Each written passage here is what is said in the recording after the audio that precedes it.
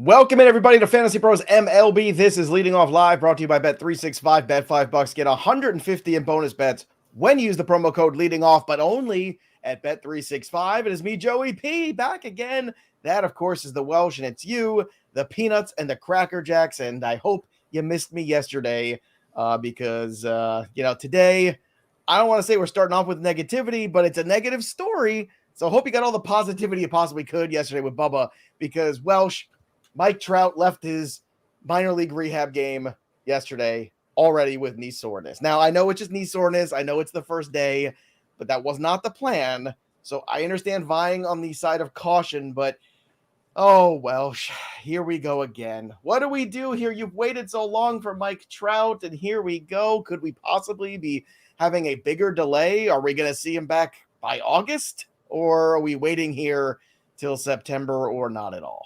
It's like the South Park bit. Mike Trout, and he's gone. And he's gone. It's gone. Yeah. He's gone. Oh, you want Mike Trout? You want to draft him? Okay, let me take him in the second round for you. Okay, that looks good. Oh, and you got him in your starting outfitter, and he's gone. And he's gone. Drafted him. Yep. He's gone. He's gone. He's gone. It's done. I think this is going to be a bad pushback. I don't think it's going to be anything crazy. I mean, they might tell us it's crazy. If you look at the Angels right there, just shut him down. Like, they're not playing for anything. They're not going to trade him. There's no point. It's all just like conjecture. It's like, oh, well, like we want to like have him have a couple games going into next year. Like, it's just for funsies. There's no reality to it. What we were presented with was Mike Trout was going to do a really small rehab. It was going to be like 3 games, 2 games, and then it was his call and he was coming up to the majors. That's fun. This, I think, is going to slow that track, obviously. There's always a possibility it could just be like normal, realistic, like, oh, okay, he's fine. He's in 2 days, and they start this back up. I think they probably are going to slow this train out a little bit. So mid-August, instead of getting him back right at the beginning of August, end of July here, it's probably like a mid-August. But that's just me speculating. It's just not good when a guy who has a surgically repaired knee goes out in 2 innings and then hurts that thing right over again. Yeah, you're not going to really be hoping too much for it. And I brought this up yesterday when you weren't here, Joe. What's a bummer is if you were in the Joe Pisapia school of get this player off your team, trade him because of the risk. You didn't even really get that window. You needed the window of him like having a couple of rehab games, and like that didn't happen. And this is probably more of needing to realize you need to get rid of him if you even could on your fantasy deadline. Well, it did happen because you remember that incredible tear when he was so good, and we had that whole show that we dedicated to trading Mike Trout. We did get that window, and I wanted to trade Mike Trout badly. And I'm glad that I did, because here we go again. Do you think that the 3-day rehab plan, do you think it's because the Angels thought there were some teams kicking the tires that maybe we're going to deal for Mike Trout? Do you think maybe he was a deadline guy, kind of like under the radar? You know what? Under the radar, maybe. There's definitely a possibility, but it's always been Trout's call. So it's always been if he wants to do it. Every Angels reporter, because I saw there's like Foul Territory had somebody on and somebody else had another reporter. Every time the reporters just kind of like their head goes back and they're just like, yeah, they're never going to trade Mike Trout. So like that's a possibility. But I do think the possibility is just a small little inkling of like, hey, if we have him back in a game healthy, we could entertain and present Mr. Mike Trout with those ideas, because what are we holding on for? I can't believe outside of not wanting to uproot your house and stuff like that, why would you want to stay with the Angels? Like, No. why? I mean, look, the problem is who wants to take the contract, and that is a real problem. And the Angels are gonna have to eat some of that contract, whether they deal him in 5 days from now or whether they deal him. Can you deal someone on the IL? Are you allowed to do that in Major League Baseball? Yeah, I think so. I think they're right. Yeah, I'm pretty, because there were talks about like how Jesus Luzardo could be traded still on the IL. There was someone like 5 years ago that was traded on the IL. It is definitely a thing, but it has to be approved because, like, the medicals can nix trades. It has to be like an approval. Yeah, look, it doesn't bode well. I mean, look, let's say best case scenario, he takes today off. He plays Friday, Saturday, Sunday. He comes back for what, Tuesday? And then maybe you could trade him on Wednesday. It's highly unlikely, but hey, I'm sure he would love to go back and play for the Phillies and make a run at the World Series. I mean, Mike Trout in the playoffs is something we haven't seen much of. What have we seen? 6 games, 3 games from him, something like that. The Phillies should be interesting. What do you think, just off the top of your head, knowing everything we've known? Remember how amazing he was at the beginning of the year. This is always the story with Mike Trout. Where do you think he's going to rank next season? Because he was all over this season between like 50 and 70. That was like a pretty good Mike Trout range. Like, knowing with all injuries, he did perform super, super well, but this just seems like it's never going to end. Where do you think you would maybe put him? And we're not going to outfielders or overall? Overall. Okay, overall, I think is a tougher question. Outfielders, I think, is an easy one. I mean, he can't be in the top 15 hitters. There's no way. I can't put him there. I don't think I can put him in the top 20 hitters. I'm sure I'm looking at them right now, like just where. Well, what was your easy outfield? You said it was easy. So what's the easy? Well, I think in terms of outfield, that's a much easier thing to do because outfield is already kind of sparse. Like, you can go through I'm just looking at the productivity right now in MLB of the outfielders. Is he a top 15 outfielder? Probably. I think still theoretically he's in that range, but overall he's outside the top 20 for sure. I can name 20 players that I'd rather have in fantasy, just position players that I would feel better about making that investment in. And that includes all the Brian Reynolds. I mean, how about that? I mean, would you take Mike Trout or Brian Reynolds next year? No, see, and I think that's where you're getting more to the point. You were saying, would you take Jarren Duran or would you take Mike Trout next year? That's funny. Jarren Duran was the one I was going to sit on here. I'm taking Jarren Duran. Duran and Reynolds. Whatever. Duran and Reynolds are probably like 5th round guys. And this year, Reynolds was like, 75, 80 overall. Duran was outside the top 100. They're both probably like in the top 50-ish. Trout has to be after them with the injury, though we know the production was there. I think Mike Goose said 7th or 8th round. That's probably his redraft-ish value at this point. It's continuously backtracking, even though he was one of the most productive players overall when he was healthy. When he's healthy, it is so prominent in our face. Healthy. Look at that one right there by Fred Dinger. I was looking at that one, Rooker or Trout, and I think that's just a matter of volume at this point.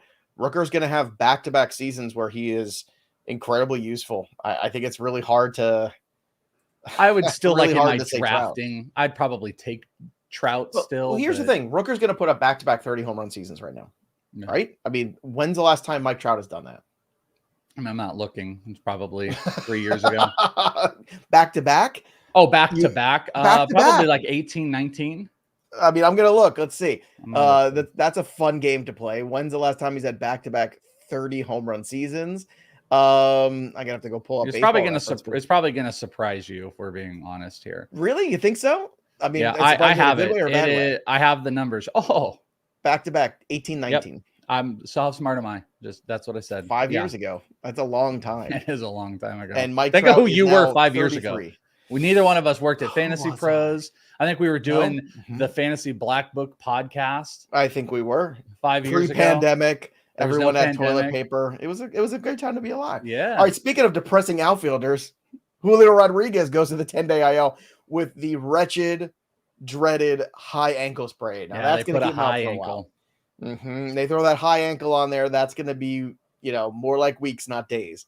So Jonathan Class A gets brought up from AAA. We'll keep an eye on that. But returning was Jordan Montgomery yesterday. 5 innings, 1-run ball. That was good against the Royals. Paul Skeens going into the 9th inning. How fun was that? I mean, it ended up not working out in the 9th, but still 8 strikeouts, 8 1/3 against the Cardinals. It was great to see a guy like Skeens go out there. The ballpark was fired up. I think it was like the dogs at the park night too, and the dogs had mustaches. Everybody had mustaches. Very exciting thing. What did you think of Paul Skeens trying to go out there in the ninth? I thought that was really great to see. Yeah, he was super efficient too, by the way. Like I was monitoring because I had the K strikeout prop on him, and it was like 78 through 7 or something like that. And they just let him go. I love that they didn't pull the Jared Jones thing, remember, where it was like it didn't matter how many pitches, it was 5th inning and he was just kind of crossed out. I kind of think it's pretty telling about how they're going to treat Paul Skeens the rest of the way through. Coming off of an all-star game where you started and, you know, the potential innings cap that could be out there, that was a situation where it's like, hey guys, we got 7 out of Skeens, 70 pitches. Boom, boom, boom. Let's clean our hands and let's move on. I actually think that was very telling about how aggressive they're going to be for the people that are really like, is he going to get shut down? Like I think they're just going to roll it out. They're going to let him roll no matter what, especially if you're going to go to the 9th. It didn't work out like you said. He also wasn't super strikeout efficient. He only had 11 total whiffs, though he had 54 swings on 104 pitches. So over 50% were swung through. There was a lot of foul tips. There were a lot of called strikes, 22 called strikes. That's a wild number. So he was efficient in that standpoint, and he is just one of the best pitchers in baseball. There's no doubt about it. It was great to see. Very encouraging. Also encouraging, 2 guys in Chicago, Jameson Taillon, 1 run, 7 and a 3rd innings, struck out just 3, but still Taillon's been very solid here. He could really help somebody in a rotation. Garrett Crochet, also a Chicago guy, at least for now, 2 earned runs over 4 innings, striking out 7 against the Rangers. Now, of course, they lost because, well, that's what the White Sox do. But Taillon, Crochet, is this the last start for the respective Chicago clubs for both these guys?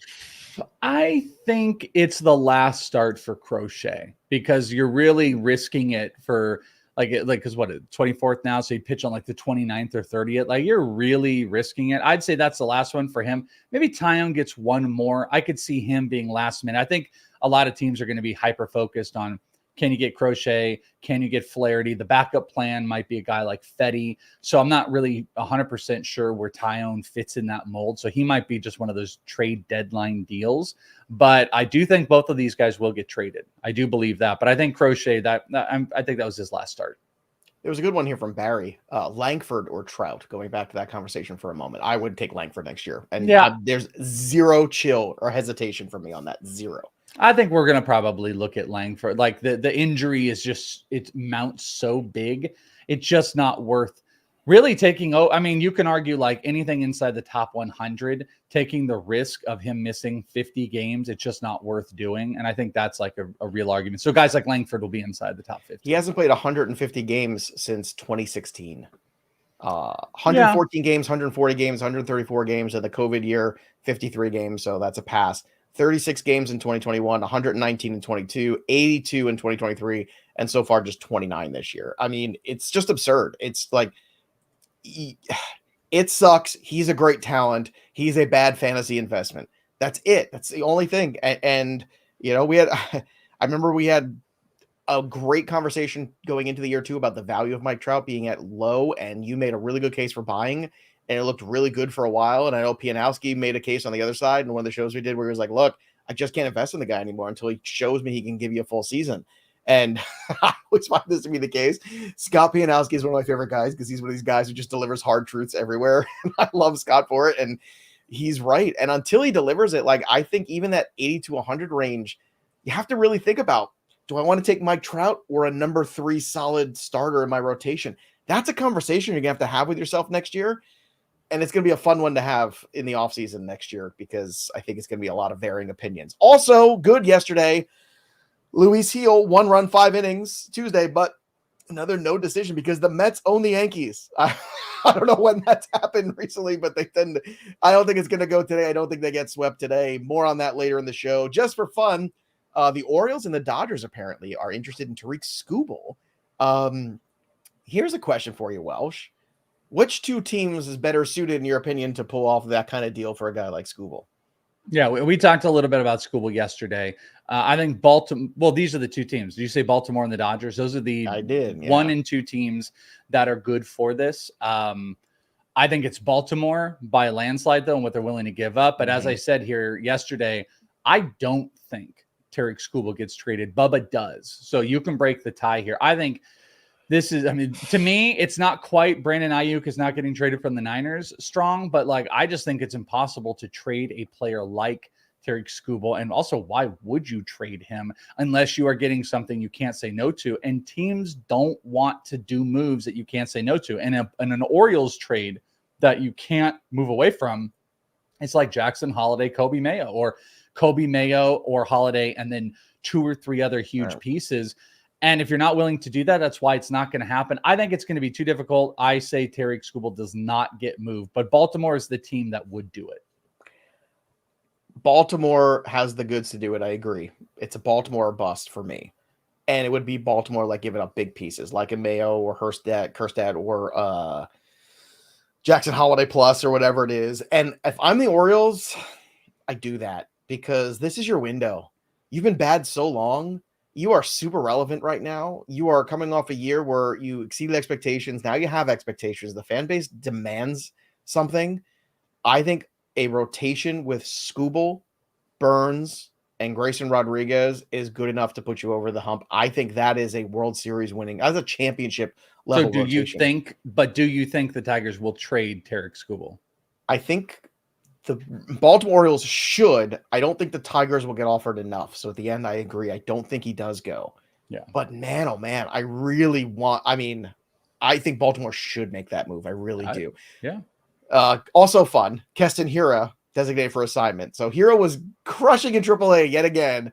He had a $148, 4 for 27 with no homers. Unbelievable. Has there ever been a more of a quad A player than Keston Hiura in the last 10 years? Like he might be the epitome of it too. Yeah, it sucks. It stinks. He was It does. He was one of the best scouted college bats in his draft. He came out. He was in the AFL. I remember me and Bill Mitchell from Baseball America, we did a dual interview with him when he won MVP. It was either in the championship game or from the AFL. Just made all this, he had his big high front leg kick, but he made all this contact, all these things were working so great. And then it just never worked. It's crazy. It's crazy. How can a guy be so good at the level right below the minor league? I can only assume it's mental.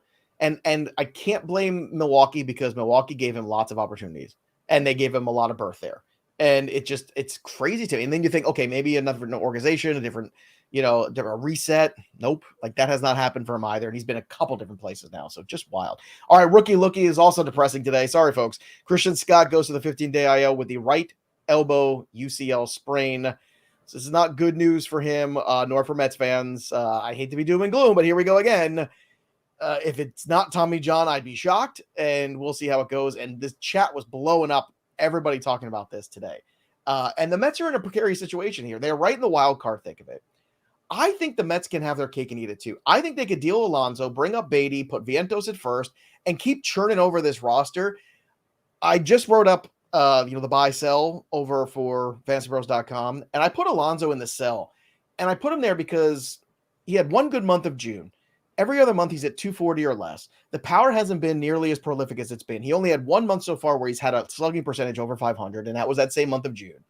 So to me, I'm looking at Alonso as like he's replaceable at this point, and he's a player that seems to be going on a negative trajectory the last couple of years. I think the Mets, I know it's going to be unpopular, but if you don't think you're going to invest in him, then don't keep him around for this quote-unquote run because it's kind of nonsense and phony. You're not really a contender. You're kind of a good story still. Trade Alonso, move Vientos to first, bring Beatty up again, who's been hitting, and let the kids play. See if you can get some real big productivity here. I'm sure the Mariners are desperate for a bat like Alonso right now. Yeah, and I completely agree. But I think the problem is these teams coming to terms with where they are and who they are. I think Pete Alonso 3 months ago was like, this will be the number one guy at the deadline traded. But now everyone's like, just not sure, like where are the Mets at?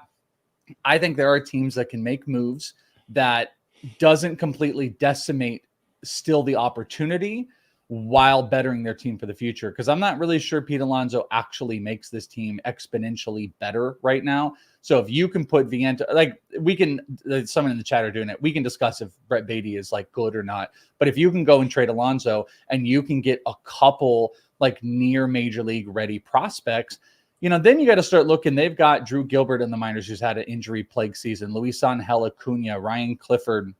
they've made tons of moves. Vientos has worked out. You've got Blake Tidwell. They've got Sprout as far as rotation help. They've got a lot of good Jackie Bradley Jr. There's a game changer. But they got a lot of good, like, young minor league guys that, I think it would make sense. But these teams coming to terms with who they are with like 6 days to go at the deadline is the key. And I don't know if there's anybody that's beaten down the door. Hell, you got to look at the Mariners. Mariners got to look in the mirror right now after losing Julio with a high ankle sprain. Yes, they're in it, but like, do they go and mortgage the future with Julio's health in question? Because one bat is not going to fix their problem, though. No, but that's a bat that you should trade for, see if he likes the culture and he's a good fit, and then sign him to a long-term deal. Alonso makes more sense long-term for the Mariners in the next 2 to 3 years than for the Mets. He just does, in my opinion. Like, he's just a better fit for what they need, and they need a guy to protect their star. The Mets need a star, and they don't have one right now. So they're going in a whole different trajectory. They're still rebuilding. By the way, Brett Beatty, 35 games is getting sent down. 289, 378, 585, a 963 OPS, 11 homers. 11 homers in 35 games, 31 RBI. Whether you believe in Brett Beatty or not, he's earned another opportunity to try to be the everyday third baseman. And it'd be a nice fantasy boon too, because that would be another corner infielder if he got every day at bats. If you could throw him back out, if he were to get traded, that would be someone you'd have to speculate on in deeper leagues for sure. Agreed. All right, 3 up and 3 down. Tyler O'Neill, 19 and 20, 2 homers yesterday. Ketel Marte, 2 for 3 with a 2-run bomb, and Zach Wheeler, 7 scoreless innings, 7 Ks. A good day for him against the Twinkies. A bad day for Tyler Blach, who gave up 6 runs in 2 1/3 innings. Jake Bloss, he was bad too. 5 earned and 5 innings pitched. Black and Bloss.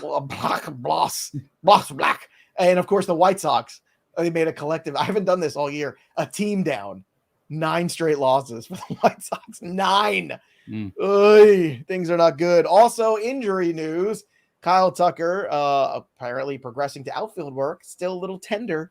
His bones are still a little tender. Got to drink some more milk. That's what you got to do. He needs some milk. Rockies activated Chris Bryant from the IL. There you go. We'll see how long that lasts. Keaton Wynn was shut down because of new soreness in that elbow. Andrew Painter apparently is progressing to throwing out the bullpen off the flat mound. So we'll see how that goes. Jorge Mateo was removed Tuesday with a left elbow injury, which is interesting because, again, playing time with the Orioles infield, well, that's always an interesting piece, right? I should not look at that injury by Mateo, by the way. It was warned to me that, because I don't do injuries well. Like, I don't like visual bad ones. And I saw the tweets and it was like, hey, don't look at this injury by Mateo's arm shouldn't go that direction. So I haven't looked at it. I won't look at it, but Anthony calling me to the mat, saying, Joe, the Mets have Lindor. He's a star. LOL. I know he's doing it sarcastically, but again, they don't have the Acuñas. They don't have the Otanis. They don't have a Soto or a Judge. The Yankees have 2 of those guys, which is why the Yankees are where the Yankees are. And if you're going to be the Mets, going into next year, if you go sign and throw a whole bunch of money at Juan Soto, he'll come. He'll go to the highest bidder. Make no mistake about it. It doesn't matter. Yankees, it doesn't matter. He's a Boris guy. It's just about one thing. It's about money. So Soto will go wherever. So if Uncle Stevie wants to pay him, he'll go there. And then Lindor is a nice player around him. Alonso would be another nice player around him. But unless you have a star, it is very difficult in Major League Baseball. The Orioles are where the Orioles are because Gunnar Henderson is a star. Okay? Period. Starling Marte, he's progressing as well to running on the field yesterday. That's exciting. And Max Scherzer is going to start Thursday despite the arm fatigue. Hold your breath, Texas Rangers. Jose Miranda is going to begin his minor league rehab assignment on Wednesday. I still think Scherzer and the Dodgers, I think it's going to be a weird reuniting there. I'm telling you, I feel it in my bones, Welsh. We'll see. Jared Jones threw from flat ground on Tuesday, so that's exciting. Also, Jason Dominguez took live BP on Monday, and Kodai Senga will make his debut on Friday against the Braves. Kodai Senga back on Friday. Welsh, how excited are you for that start? Very excited for Kodai Senga. Very excited for strikeouts. That's what I'm here for. I'm here for the Senga strikeouts. I will put him out there. The Braves are swinging and a whiffing. They're getting beat up as we speak right now. Reds are up 4-0. So it's a great time to pick on the Braves. No Albies. They're missing some guys. Still got some. Matt Olson. They're missing Matt Olson. Milk carton. Where the hell is he? Well, he's there. He's just not producing. He's been a disappointment. I thought last year was the coming out party for Matt Olson to be like just a rock star. It's not going well, the follow-up. But Austin Riley's made a nice turnaround, so that's good. By the way, you know what else is exciting, Welsh? What? Wagering. It's time for the best bets of the day with Joey Pete and the Welsh. Don't forget, everybody, place your bets over at bet365. Bet $5, get 150 in bonus bets. When you do, all you got to do is use that promo code leading off. Get in there at bet365 today. And don't forget, everybody, if you have a gambling problem, call 1-800-GAMBLER or 1-800-BETS-OFF in Iowa. Terms and conditions apply. Welsh, I'm going right for the jugular today with the New York Yankees staying off embarrassment of getting swept in their ballpark. It's not going to happen. So give me the Yankees on the run line, -1.5 at +125 with Garrett Cole on the mound against Sean Manaea. Give me Aaron Judge, who walked, 4 times yesterday? It was unbelievable. He just walked all day. Just walk Aaron Judge. Give me RBI total over 0.5 +114 for Aaron Judge. And give me the over strikeouts for Garrett Cole against the New York Mets. A trifecta in that game. 6.5 Ks. Give me the over at -105. That's a good number on all 3 of those bets. One game, you could sit back and watch it all unfold, or you can even put it together in some places as a parlay in the same game parlay edition. Welsh, what do you have on this glorious Wednesday in the summer? I was about to say, I'd like to see that same game parlay is probably like 7-1. Maybe play them all and just put like a get little... them all in there. I'm going to try and see if I can get them all. The RBI is going to be probably the tricky one to put problem in the same game parlay, but if you can, I think, hell, well, you talk amongst yourselves. 7-1. I'll see if I can juice something here with something for Judge and the rest of it into one thing. So I'm going with the Boston Red Sox first 5 -0.5. So up by a run through the first 5 innings up against Colorado. Pavetta's on the mound. Obviously, that lineup has been great. Quantrill has been their best pitcher in Colorado, but I like the matchup for Boston. -120 for them to be up by a run through the first 5. Going with a little rookie lookie. Chase McDermott with the Orioles is making his debut. He had been essentially like the leader in strikeouts in the minors because he had been there for some time, but really great strikeout numbers in AAA. It's at only 4.5 and it's plus money. These rookies can be risky. It can be risky business. Throw in, a guy that you don't know if they could go 75 or 80. I would expect they want him to eat some innings in this one, and it's just a pretty good matchup. So give me McDermott plus money or even money at 4.5. And then I'm going to just take Philly money line -130 with Aaron Nola on the mound.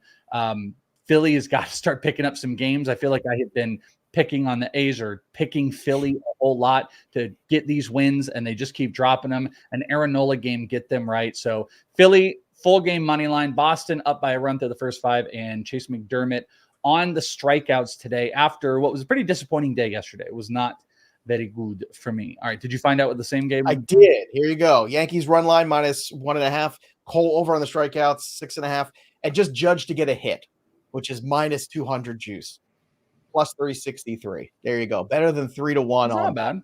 Not bad at all. That's great. So a dominant Garrett Cole victory and a hit for Aaron Judge gets you more than 3-1 on your money. Those, my friends, are, of course, the best bets of the day. And don't forget, make sure you place those bets over at Bet365 and use the Betting Pros app. Start betting smarter, not harder. Welsh, look who's here on the home run board. Oh, my God, it's a Penguin at 27 homers. I am hanging on by a thread with others, in quotes, at 26. Still Elskell at the top of 35. So I'm not going to win this year. So I'm not going to light the Vlad Guerrero bat on fire, most likely, although you never know. I could have a run in me. My perpetuity guys have been pretty good some of those years. But Welsh, where are you going for your home run call today? I'm going to go back to Gunner. Gunner has not done me right. We were trying to figure out, I think it was yesterday, Fred Dinger popped in and said, of my 22 homers, Gunnar Henderson has accounted for 6 of them. So wow. 6, so almost 30% of my homers have been Gunner so far this year. And it's going to take a while for me to get on the board. I love the matchup today. I've been kind of behind. I had Tyler O'Neill the other day. He hits 2 yesterday. Yeah, I'm going to go with Gunner. I'm going to go with Gunner to try to get me back on the board. Anthony's got a question here before I get to my home run call. Welsh, anything on Junior Caminero production ETA? Yeah, I made a comment. Yeah, Anthony asked this question a lot in the chat, but it's actually a really good question. That's why I wanted to get it on here because he asked it like 3 times. So I answered, and he had a follow-up question to it. So here's the deal: the logic to it is the Rays are putting out Isak Paredes, and if they trade Isak Paredes, they could bring up Caminero. I buy that. I totally buy that. So the best case scenario would be within the next week. but it's the Rays. And I don't know if they're playing for best case scenarios. So I had responded saying mid-August. Listen, if you want to go into this is a great time if he's sitting out on the wire to go and pick and hold him up. But every step of the way with Junior Caminero, it's been wrong. And the Rays want to hold guys back for more control. I would ask you, is there a possibility that the Rays could hold Junior Caminero back all the way through September so he doesn't exhaust his eligibility for next year? Yes, they could, because it's the Rays. Could. Oh, God, Logic, though, in the question. next week. If Paredes goes away, Junior's back. He's activated AAA. He's been hitting homers. I don't think you want to have bad will on a player and keep him down for too long. So I do think he's up in August.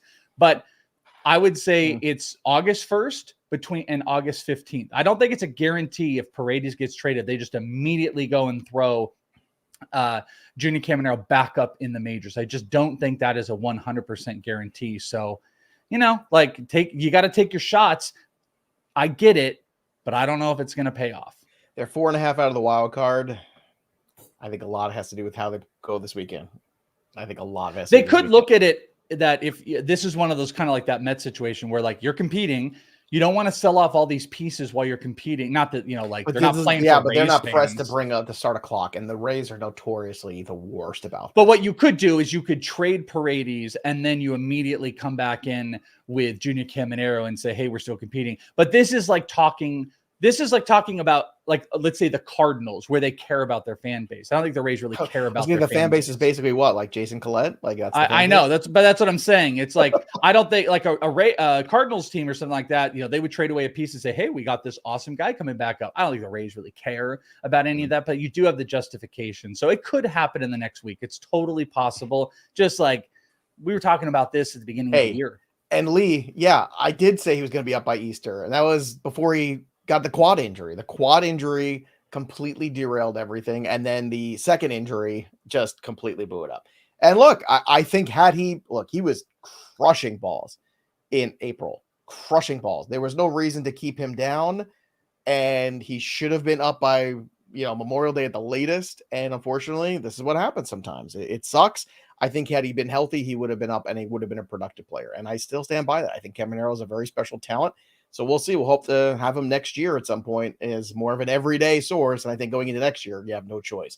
If you're the Rays, for sure, you need to have that. The Rays are kind of a weird changing over in progress. Like, they are the best at retooling of any team that I've seen in Major League Baseball in a long time. They just retool, and they're always in it. So that's who the Rays are. I will say, and if you were being really sneaky about it. It's true. I didn't say which Easter. By Easter, it could be next Easter.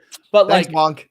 to end it out, a really, like, this is a very frugal organization. A frugal organization would think about, if we had him still prospect rookie eligible to start next year, break camp, guess what? You'd be eligible for the extra pick compensation. And right now, who are the AL guys that are really up for that? We've had so many of the players not that James Wood is AL, it's NL, but like the top prospects are already kind of coming up and losing eligibility. You would be putting yourself in a prime position to maybe get one of those big compensation first round picks like the Diamondbacks had, like the Orioles had, but I'm not sure that they do that. And he'll probably get called up tomorrow, as a matter of fact. Probably. You never know with the way things go. By the way, Aaron Judge, my home run call for tonight. You're welcome, everybody. That'll do it for us, but the story of the game goes on for the Welsh. I'm Joey P. We'll see you next time, kids. Enjoy your baseball.